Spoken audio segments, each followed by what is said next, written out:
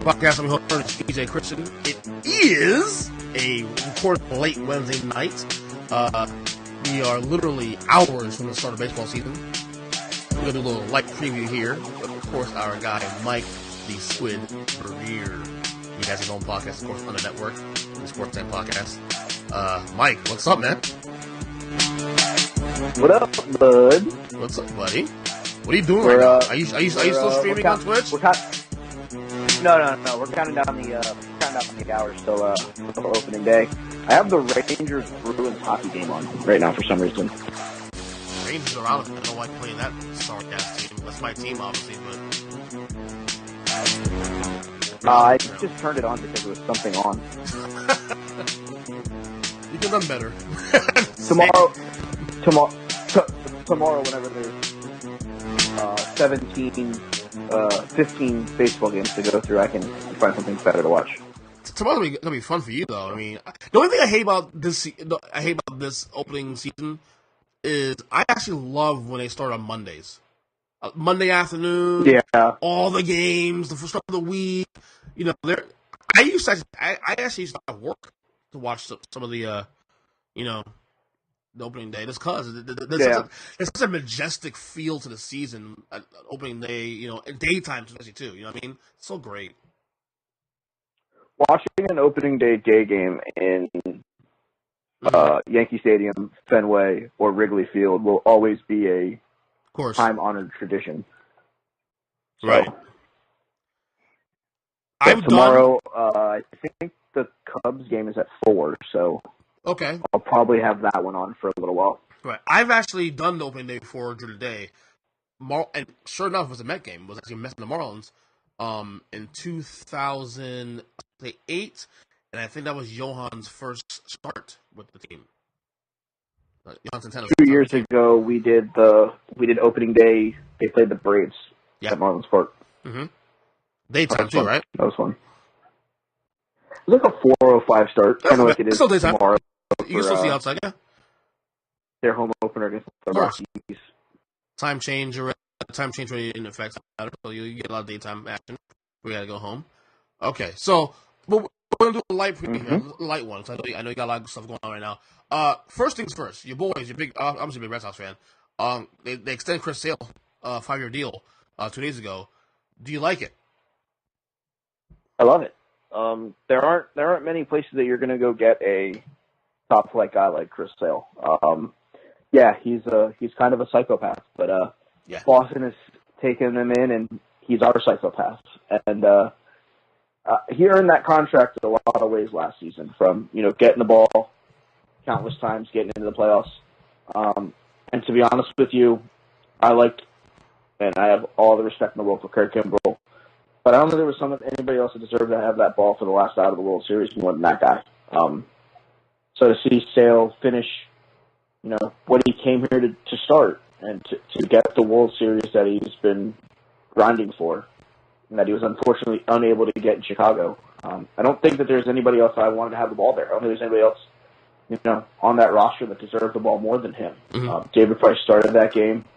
And I didn't think there was anyone else that should have had that ball more than Chris Sale. And the thing is that the bullpen was 100% all in on him finishing that game. So he was a big team guy, and he was very loud at a couple of points when the offense was kind of sluggish, especially in the World Series against the Dodgers. He lit a fire under all those guys. So. Super happy that he's there. Super happy that he's there for 5 more years, because I don't think there's going to be another top flight starting pitcher that is going to turn down a qualifying offer, because we see what it's doing right now with Dallas Keuchel, just sitting in the open market. So I just don't think there's going to be another real top flight starting pitcher that's going to hit the open market and be an all-in thing for the next 3 or 4 years, because they're either going to re-sign with the team that they're with currently, or they're just going to take the qualifying offers and just sit on $20 million a year because they're not getting the longevity that they actually deserve. Right.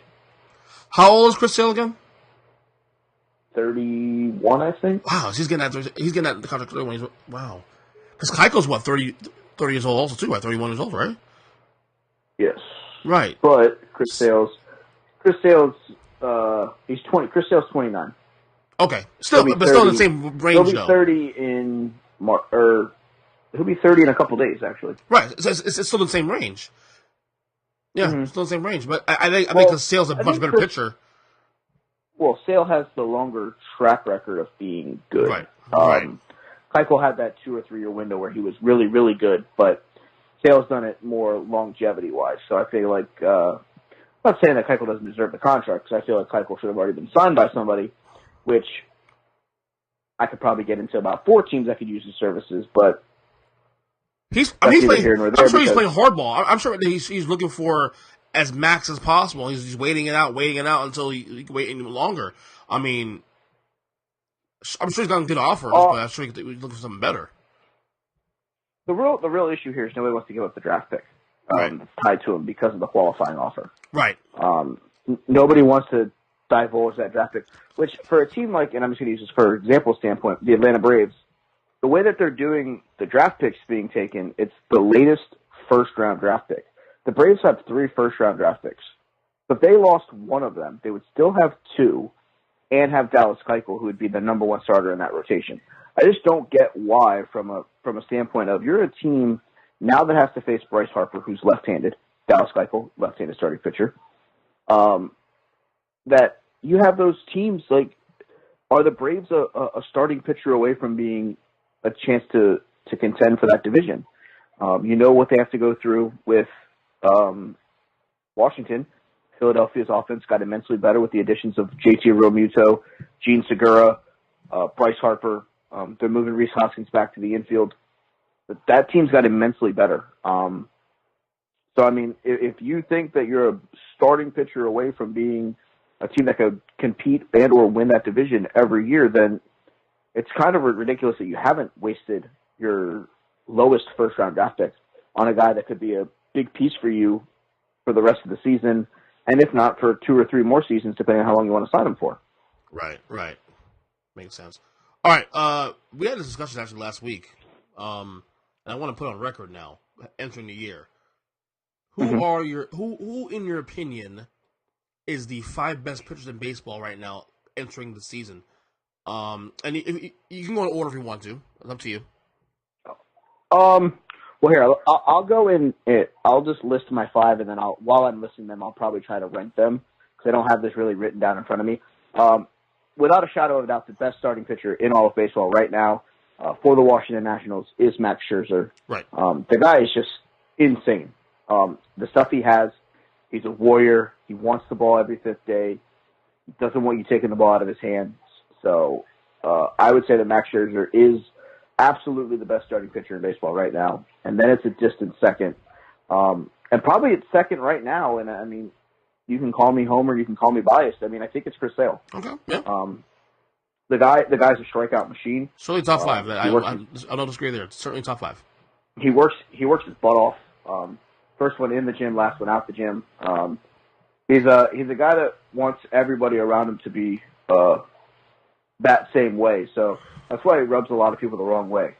So there have always been, quote, character issues. But I'll tell you this much. If you have Chris Sale on your side, I don't think you have much to worry about. Also in my top 5, I do have Jacob deGrom, the Mets flamethrower that just signed a new contract with the Mets.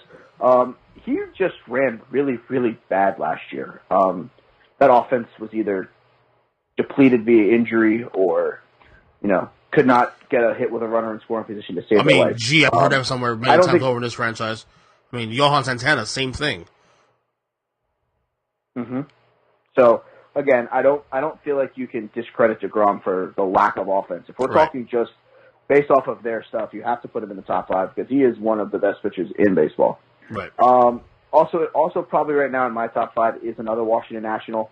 Give me Steven Strasburg. I know he's had Tommy John surgery, but he's been a guy who's been low-key really good. Always around the strike zone.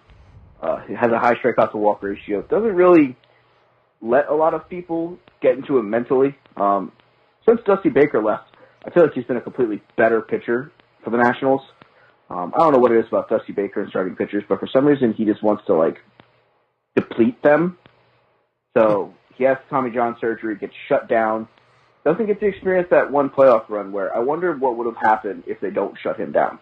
Because he was pitching lights out going into that. And he's like, oh, we reached our limit innings, so see you later. I'm like, what do you mean? You're punting a playoff chance right now. You know, what's the chances you get back? Yeah. But they've gotten back a couple times, but for some reason in the playoffs, they just can't seem to get it done. And probably right now, number 5 is Justin Verlander. Did you see his contract? Did you see his new contract he got? His extension? I like it. I like it. I think 2 years. They're in the spot. 66. Yeah, I mean they're in a spot right now where they need people under contract. They need pitching. They lost Dallas Keuchel. Lance McCullers is hurt. I mean they're down to like him and Garrett Cole. That's about it right now for them. So it's not really the greatest pitching staff in the world right now for them. I mean the reoccurring theme that you're getting from here is Scherzer, psychopath. Sale, psychopath. Verlander, next level psychopath. Because for some reason, that guy, whenever he gets the ball, he's just, I want the ball and leave me alone. He just throws. He's definitely a go-getter. He's definitely a go-getter. Yeah, yes. And he did it in Detroit. Mm-hmm. I think that's where Max Scherzer really got it from, was watching Justin Verlander's work ethic. Gives me the ball and leave me alone. There's countless times where he's gotten into it with Jim Leyland when he was in Detroit, and since then in Houston, that he's literally looking at the coaches going, why are you taking me out right now? I give us the best chance of winning. So, again, I mean, I'm very pro Scherzer, Sale, Strasburg, Verlander, DeGrom. Now, if Noah Syndergaard could keep himself healthy, he could be in the conversation, but he has that problem. Another name that is probably right there that, depending on how this year goes, could either go up or down is Corey Kluber. He's an interesting name. But then other than that, I mean, I don't see, Clayton Kershaw. I was just going to get there. Like, is that because of injuries? Is that because of injuries? On the decline. His workload has been so expanded over the last year and a half, 2 years with them going all in trying to win a World Series. Right. They haven't had a lot around him pitching-wise, so it's always been Clayton. And I just feel like he's pitched a lot of innings over the last 2 years with their runs into the World Series, and I think he's going to take a step back. Now, if a step back of Clayton Kershaw means that he is not the Clayton Kershaw that was last year or the year before that, but he's still a top-flight guy, then you have to understand you're not getting that much less of Clayton Kershaw, because the amount that he's been pitching at for the last 5 years, I mean, he's probably thrown another, if you think about it, in playoff games alone, he's probably thrown another season worth of starts. He's probably started 15 to 20 playoff games in the last, 5 years? Because they're always making playoffs. So, I mean, at this point, that has to come into some kind of thought process to these guys. These guys that have been starting 3 and 4 postseason games after starting 35 or 40 regular season games, they're averaging 44 starts a season. Other guys are starting 28 games. Right. So the wear and tear, I mean, the best thing possible right now is, if you're Clayton Kershaw, take this, I don't want to say sabbatical, take this break, take this leave, I guess, if you want to call it that. Mm-hmm. Get yourself healthy, get yourself ready. Knowing the fact that if you can keep Colorado close in the first month of the regular season, I don't think San Diego has enough pitching to be all in. They are a lot better than they were last year. But it's Colorado. I don't think San Francisco's going to be that great. And to be honest with you, Arizona took a step so far back with the loss of Patrick Corbin and AJ Pollock. They traded Paul Goldschmidt, so I don't think you guys are really worried about Diamondbacks. So I really feel if they can keep themselves close to Colorado, maybe a month off for Clayton Kershaw isn't the worst thing in the world. Right. Because their team is stacked, and the value for him really will be on the back end anyway. No, absolutely. That's why I'm saying. If he's a little slow to come out, and it's, okay, we'll see you in May, or middle of May, and that means that I get Clayton for 30 starts instead of 40 starts, but the 30th start is the World Series, I am A-okay with that. Exactly. Because that means that we got enough out of the guys that we needed to get us there. Mm-hmm, absolutely. So I'm with you there, definitely. You mentioned DeGrom's deal. He got a 5-year deal as well, too, just like Chris Sale. There's an option out in 2024, I believe, a player option. DeGrom's 30, right, also? He don't look it, though. Let's take a gander. I think he's 30 also. I always thought he was like 25, 26, but he's a little older than I thought. Jacob DeGrom. DeGrom, the DeGrominator. I always thought he was a little younger, but I think he's 30, closer to 30. He is 30. He'll be 31 in June. Oh my God! So again, the problem with Keuchel is that, and you just discussed earlier, because his dominance has been so small in comparison to Sale and DeGrom, is why teams are very hesitant to pay him that kind of money. Well, he came out the 3 years ago and had a really, really, really good year. And then it's slowly gotten, I guess, I'm not going to say back to reality, but he's gotten dinged around. So maybe it's them also being a little hesitant on which Dallas Keuchel are we getting? Are we getting the one from 3 years ago? Or are we getting the one from, last year whose ERA was like 4.7? So I get their reserve on willing to, I guess, go full value. I understand it. But some of these teams, I mean, let's be real. San Diego could use a starting pitcher. Yeah. Atlanta could use a starting pitcher. Colorado could probably use another guy to go with Kyle Freeland and Marquez.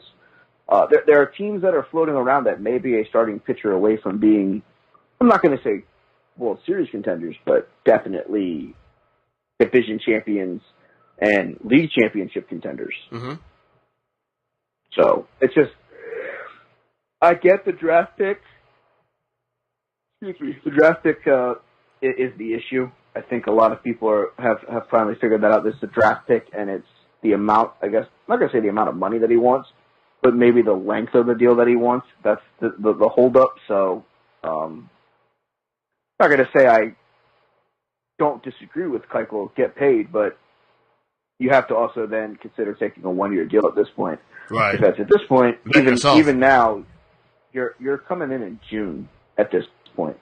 Because you're going to need, how they say he's been working at a, quote, free agent training camp with Scott Boras clients. But the problem is they're not the guys that you're going to face every day. If you go to San Diego, you're facing Cody Bellinger and Nolan Arenado and Trevor Story, those guys every day. The guys that are free agents, they're not them.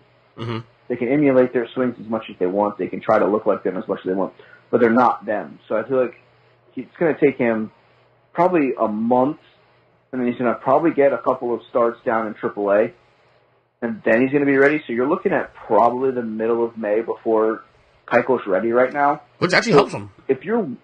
No, it does, but you also have to sit here and you have to think, is signing Dallas Keuchel and losing a draft pick that I may miss on no matter what worth, because you can look at Keuchel coming in May as a trade acquisition. Mentally tell yourself, okay, we traded a prospect for Dallas Keuchel. Mm-hmm. Okay, the prospect is the pick that you haven't even made yet. Right. And if one prospect is all that, quote, the Houston Astros want for Dallas Keuchel, I don't see the logic in not going and getting him if you're a starting pitcher away from being a team that can compete for your division. I just don't get it. Right. Well, I saw. I mean, obviously, it's obviously going to spill into the season now, so we'll see how that turns out. Mike Trout's contract, 12 years, $430 million. I know I agree it's an overpay, but I think the Angels saw it like this. Look, he's the best player in baseball, and it's not even close. Just lock him up, and we'll figure it out later. That's the way I saw that. And I think, the idea of him going hitting the market now, that's off the table. You got him locked in. Yes, it's an overpay, but the guy just puts his head down. I think he's a guy. He's the only guy I can see paying this kind of money that I know he'll play the majority of that contract at top value? I trust Mike. In other words, I trust Mike Trout more than anybody else in baseball. I'm probably going to be one of the only people that's going to say this media-wise.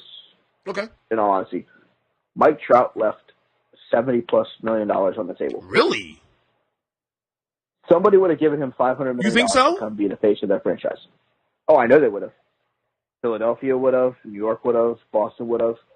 What people are forgetting is, and people that listen to your show may be offended by this, and you know what? That's okay, because I'm very outlandish when it comes to this. It's called earnestly speaking for a reason. if you're not a Dodger fan, LA is not a baseball town. Right. It never will be. Right. It is basketball. They'll even take hockey over baseball. They'll even fill up the old Coliseum for the Rams. LA is not a baseball city. So the Los Angeles Angels of Anaheim, no, stop. He has not played in a major market because they are basically the ugly stepbrother of the LA Dodgers. They always will be. So the fact of the matter is I don't feel like Mike Trout's played in a big market. I feel like Mike Trout has been handcuffed by his mediocre overspending owner who's been putting money hand over fist into aging players like Jared Weaver, Albert Pujols, Ian Kinsler was there, I think, for a point last year. So literally it's Trout, it's Andrelton Simmons. They just signed Justin Bour. They have no pitching in their farm system. This team, honestly, the smartest thing they could have done was spend the money on Mike Trout, because if he hits free agency, there's a 0% chance he's coming back. So Mike Trout leaves probably $70 million on the table, because if you're the Red Sox right now, I'll trade Jackie Bradley Jr., get whatever I can for him, and hand Mike Trout a blank contract to play center field in Boston.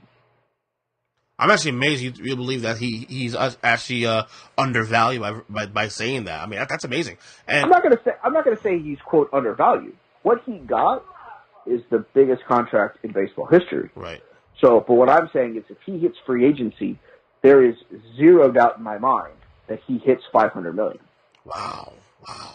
Because at the end of the day, you're getting a kid, and honestly, I'm very surprised that Trout even signed this contract, because I was thinking he was going to sign like an 8-year deal so he could hit free agency one more time. But you just made $400 million. I don't think you really need to worry about that. He's obviously happy, right? I mean, he's happy to be in LA. I mean, you don't commit. I mean, obviously the money, yes, but you don't commit to this team knowing you'll make at least this kind of money, or close to it, somewhere else on a better franchise. If you're not at least happy where you're at, I mean, Commissioner Manfred has made the comment about Trout obviously being the best player in baseball, right? But not being the most marketable. Correct. Well, that's my choice. Is it maybe because we're forgetting that Mike Trout, a New Jersey kid, who's taking his talents to California, who can wake up at 4:00 in the afternoon and go to the beach, surf, go play a fucking night game, and rinse, repeat, do the same thing the next morning. Mm-hmm. He's living the California dream right now. He just got paid $400 million to play a kid's game. So what's he going to do? He's going to enjoy as much of California as he can. Probably go to the beach, probably do some surfing, probably do some other stuff. So I mean, at the end of the day, why would you want to leave California? I agree. Yeah, the team you're playing for, team you're playing for needs to get their shit together. But let's be real here. There's a lot of teams in baseball that need to get their shit together. I mean, they don't, for the record, they spend money. I mean, not like they don't spend money. They do. They just spend it on the wrong players. They're spending in the wrong places, and they're eating that Albert Pujols contract hand over fist right now, because everybody knew that he had the foot injury from the very beginning. Mm-hmm. That was never in question. He had that the last 2 years that he was in St. Louis.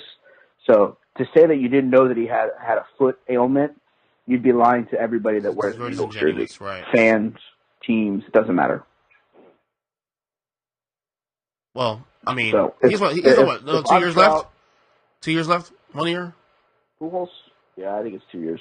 Okay. I mean, it's near the end of it. He's still pretty good. I mean, he's not terrible, but he's nowhere. I would say he's serviceable. Yeah. But But I mean, now that they signed Justin Bour, I feel like Pujols has to have this mentality of, okay, I'm gonna go be the DH and not worry about anything else except for hitting. Yeah. Because the real issue that everybody's going to run into is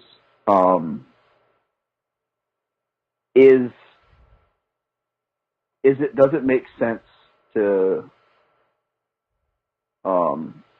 keep wheeling him out there knowing that he's hurt, knowing that he's dinged up? I just don't think it makes a ton of sense to keep wheeling him out there and, dog and pony him for what reason? Right. All right. Staying on the topic of contracts, what would you make of? We didn't discuss this on the podcast at all during the offseason, though. The Bryce Harper and Manny Machado contracts in Philly and San Diego, respectively. Bryce got 13,330. Manny got what, 10,300? Yes, Manny signed first 10,300. Right. Bryce came back 12,330. The Harper deal, I feel like Philadelphia may have started to negotiate against themselves. So it's really weird because I'm looking at the thought process of what makes the most sense. Mm-hmm. And what made the most sense was always for Bryce to go to Philadelphia if Washington was not going to be in the fold. So next thing you know, it happens. So Bryce, I feel like he was negotiating through Scott Boras against Philly against themselves. Right. The Machado thing, there was a lot more teams that were interested in Machado. To an outside standpoint, the Yankees were interested, as well as teams like even Boston kicked the tires on him. And then you have where he ends up, San Diego. It was so surprising to me because Machado's been so adamant that he wants to play shortstop. But the Padres have a shortstop who has now made their opening day roster in Fernando Tatis Jr. So it's interesting to see if they've talked Machado into playing third base, which is the only thing I can assume. Because I don't think you're going to waste Tatis and his Super 2 status by putting him on the everyday roster to not let him play shortstop. It'll be interesting tomorrow to see what the rosters are released. The lineups. You could see Tatis, I guess, playing second base, but I feel like if you're going to keep him up there, he's come up as a shortstop. He's played every inning as a shortstop in the minors, with the exception of a couple early. I feel like you have to put him at shortstop, which means Manny's got to go play third base. Right. I think also too with Machado, also a lot of the apprehension was like the attitude stuff. You know what I mean? Oh no, the character issue is probably what really kept teams from going all in on him. To kicking people in the ankles, running down the first baseline, to spiking guys. To be honest with you, Manny Machado's a bum. He's a dirtbag bum. Yeah, a lot of people don't like him.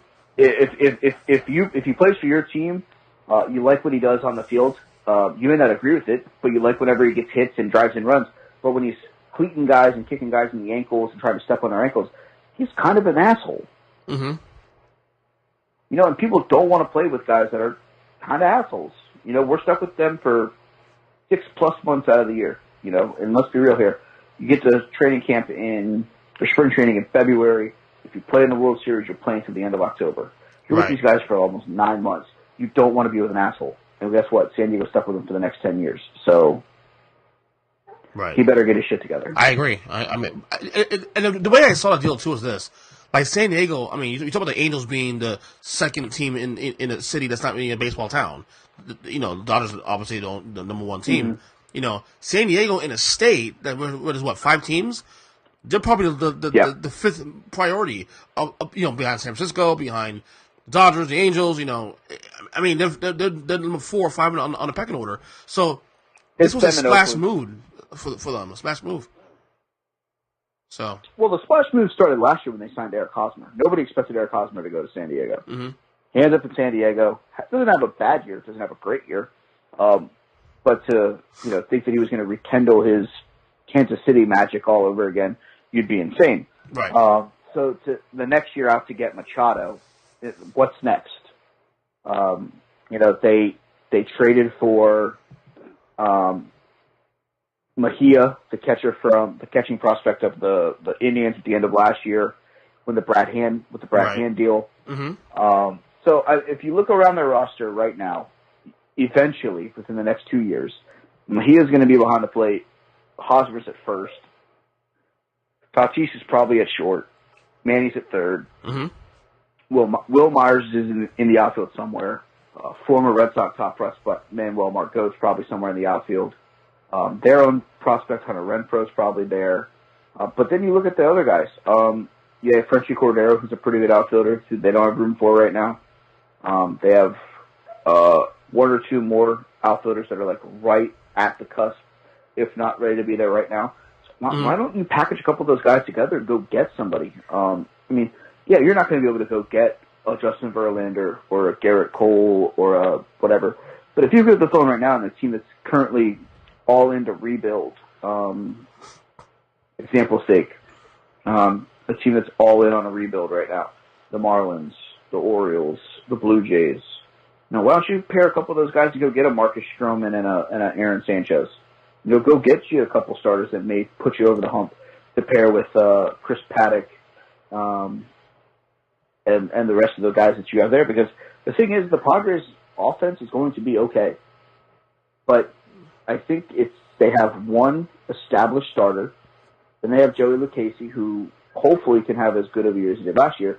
And then the 3, 4, 5 guys are me, you, the guy from 4F down the hall, and the rest of their bullpen is Craig, Jay Gareau, my wife, your wife, and Mike Mason to close it out. Mm-hmm. Because nobody knows who it's going to be this week, because their depth is now gone in the bullpen, because that's where they went to go get Francisco Mejia by trading away Brad Hand. Right. But the problem is they need to trade away a bunch of this outfield surplus: Renfroe, Margot, Spangenberg, Will Myers. There's guys out there that they can go trade right now, deepen that rotation and that bullpen to get immensely better. Right. All right. What are the chances of your Red Sox repeating this year? How do you feel?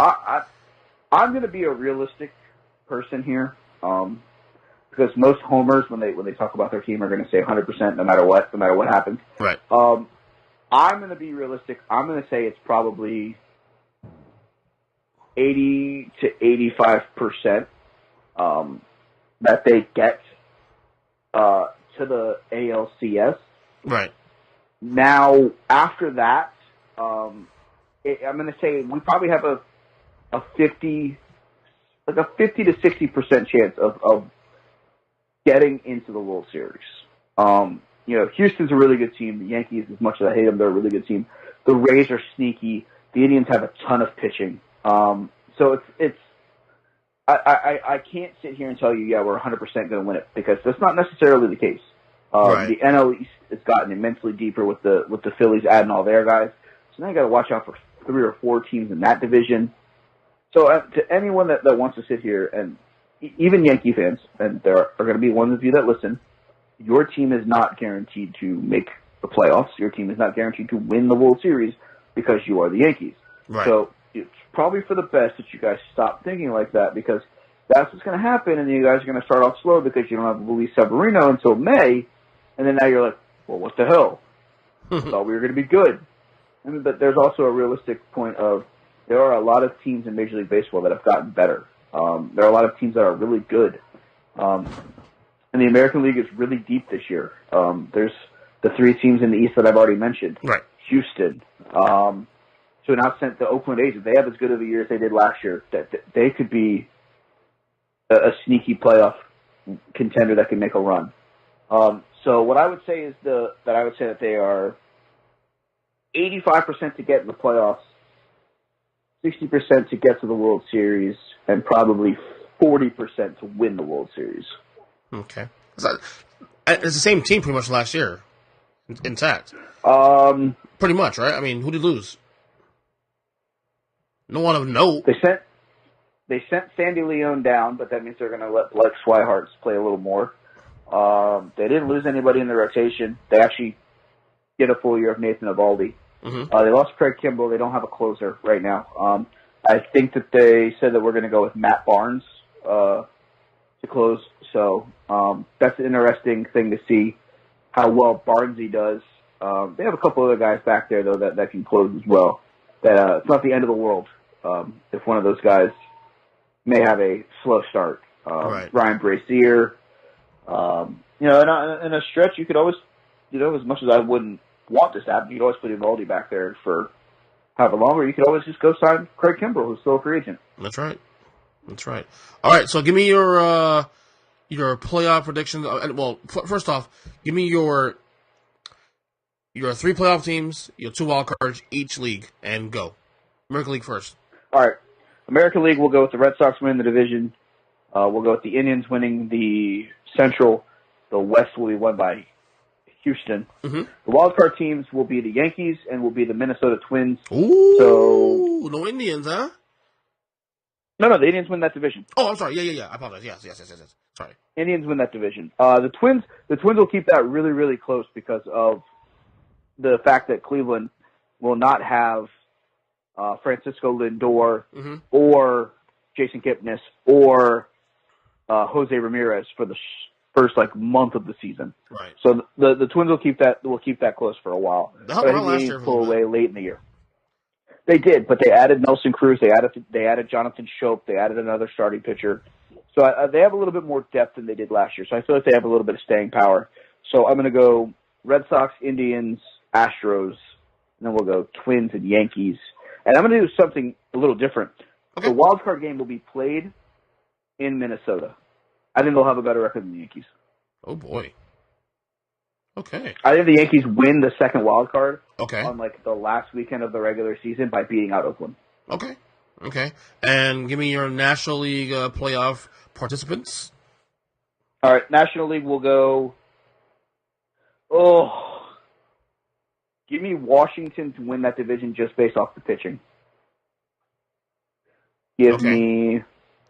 So Washington, in other words, Washington do not miss Bryce Harper this year. Oh, they'll miss him, but they won't miss him in the aspect of they'll miss what he brings to the table. They'll miss his veteran leadership. They'll miss his clutch at bats. But they're still going to drive in runs, but it's going to be different ways. They're going to run the bases more. They're going to hit the gaps. They're not going to hit as many home runs. Victor Robles is going to steal probably 50 bags. Adam Eaton's going to steal probably 35 or 40. So they're going to run. They're going to generate runs this year. They're not going to just hope that Bryce Harper comes up with the bases loaded so he can hit a monster grand slam and have the moment.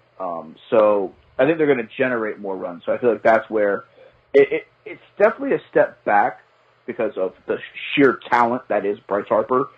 But what I'll say is I feel like they're going to get some more speed and better depth and some guys that are, let me be honest with you, Bryce Harper is a car crash. That guy will run through a wall. Mm-hmm. But that's what you want. But you also don't want him to do that and miss 35 games. Right. So you get in these younger kids, Robles, Juan Soto, Adam Eaton. I feel like their offense is not going to crash back to earth, but they're going to have to change the way that they do things in DC. Right. So I'm still going to take them to win that division. So the Central is that's very, the East, very Central? confusing. Mm-hmm. Because when you look at these teams on paper, the team that jumps out to you the most is the St. Louis Cardinals. Right. Big name pitchers. Alex Reyes, their prospect. Carlos Martinez, who's currently hurt. But then you look at their offense. Yadier Molina. Paul Goldschmidt, who they just acquired from Arizona. Who the hell else do they have there? Matt Carpenter. Paul DeYoung. Colton Wong. Jose Martinez. Harrison Bader's one of their top prospects that had a good year last year. I mean, there's so much. The Cardinal way is back. So it's like if you look at them, they jump out to you. The Cubs jump out at you. But for some reason, I just keep bringing myself back to this situation. They played so well last year, and they're a team that could be in the run for the Dallas Cycle sweepstakes. And I feel like if they are, they'll make them that much better. And that's the Milwaukee Brewers. They played so well last year. They sure did. But they had career years from Christian Yelich and Lorenzo Cain And, I don't know if they can get that production from those guys again. Right. Will they be serviceable? You're absolutely right. But I don't know if they're going to get that from those guys. So with that being said, I'm going to stick with my gut. I'm going to take the team that I mentioned first. I'm going to take the St. Louis Cardinals. Just from the addition of Paul Goldschmidt solidifies their offense a little bit more. Gives them a guy who's been there, done that in the middle of that lineup. So, but don't close your eyes on the Cubs and the Brewers. This could be a 3-team race up until the last weekend of the regular season, without a shadow of a doubt. Mm-hmm. And in the West, it's the Dodgers' division until they lose it. They have a good enough offense to where not having Clayton Kershaw till May is not the end of the world. But you have to understand that the Colorado Rockies are one slip-up away from being the team that runs away with this division. Kyle Freeland, Marquez, they've solidified that pitching staff. Their offense has gotten a lot better. Garrett Hampson, their top prospect, is going to be their second baseman. Mm-hmm. Fast, really, really fast. Trevor Story's been great. Nolan Arenado signed a contract extension that we haven't even talked about. So I think you give the Dodgers the edge, but do not be surprised if Colorado wins that division. Right. So in the National League, my wild card teams, I think the Philadelphia Phillies are going to get a wild card spot. Okay. It's just how hard is it going to be for them to get there? I don't think that Harper is going to, with the additions of Segura, Realmuto, Harper, they've added a lot of extra pieces that it's Bryce Harper. But it's Bryce Harper and Realmuto, Segura, the ability to put Hoskins at first base now. They've bolstered up that offense in more than just signing Bryce Harper to a $300 million contract. Right. So give me the Phillies for one of the wild cards. The second wild card, give me the Milwaukee Brewers, because I think the Brewers are going to do something that is going to be not questioned, but could be very interesting. And what I'm saying is, they're going to be a team that picks up the phone on July 31st, the now only trade deadline in Major League Baseball. And they're going to call a team that has a guy who's proven to be a World Series starting pitcher. And I think you get where I'm going with here. Right. They're going to pick up the phone. They're going to go get Madison Bumgarner. And they're going to give the Giants pieces, because the Giants need to go into a rebuild mode. Brandon Belt is not as good as everybody thought he was. Joe Panik is not as good as he is. Brandon Crawford is one of the best defensive shortstops in baseball. Pretty good offensive one. Mm-hmm. But he gets lost because San Francisco has not been good the last couple of years. Their outfield is atrocious. Hunter Pence is now in Texas. I don't think they have a lot to really for Madison to stay. The last 2 years he's gotten injured doing things off the field. Last year he took a line drive off the hand. That pretty much ended his season. So if he gets off to a pretty good start, if you're Milwaukee and you think you're a starting pitcher away from being the ace of that division, or at least a strong one wild card or two wild card, basically a Verlander type in a lot of ways. Bumgarner could be the new Verlander from Houston 2 years ago. Correct. And here's the thing. Now, when you look at it, my wild card game is the Milwaukee Brewers, the Philadelphia Phillies. You get the matchup that has been longed for. Left-handed pitcher Madison Bumgarner against left-handed hitting Bryce Harper. It writes itself. Oh, absolutely. Okay. So if you're Milwaukee, you get off to a hot start and Madison Bumgarner is healthy, go all in. Go all in with these guys, because Yelich is inevitably going to be a free agent. Travis Shaw is inevitably going to be a free agent. Jesus Aguilar is. Mike Moustakas is only on a one-year deal. Now is your time. So what is the piece that you need to go get it? It's a top-flight number one starting pitcher. And who's a guy that has the track record of being great, not good, great in the World Series? It's Madison Bumgarner. That's correct. Go get him. Yeah, that's actually a great hot take there. I like that one. All right, your LCS predictions. American League, who will be in the LCS game? Give me Boston and Houston again. Okay. National League Championship Series, give me... This is a tough one, right? This is the toughest one. This is the toughest one because I want to pick the Brewers now that I've sold myself on them getting Madison Bumgarner.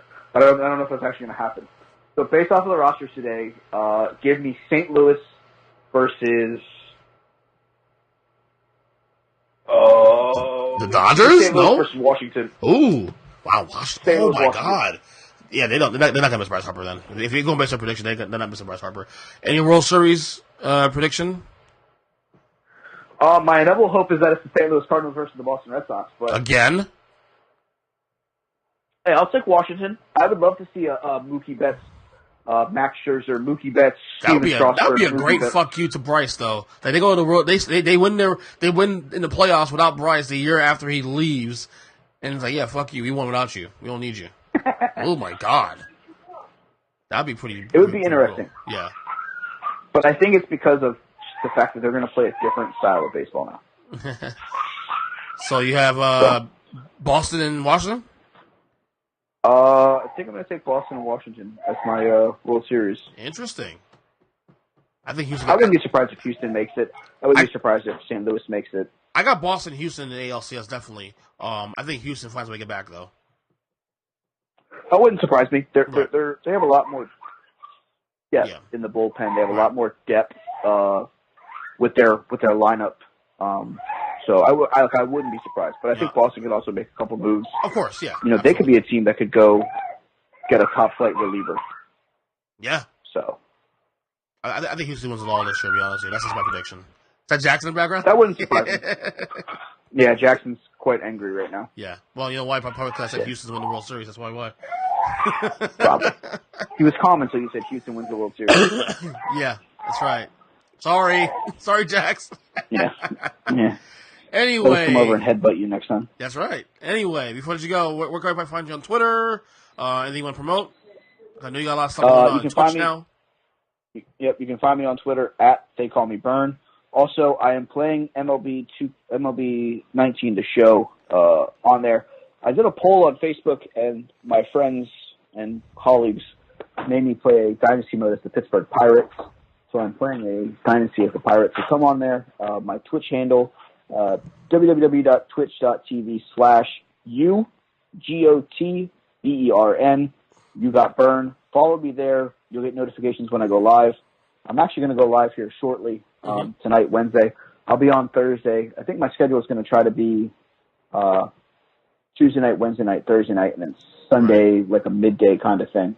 So keep an eye out for that. Also on the Earnestly Speaking Podcast Network, at the Sports Tank with Mike The Squid, we're going to be getting some shows ramping up now that baseball season's back underway. I still wish you used the Feel the Burn as your username. What the fuck, bro? I mean, really?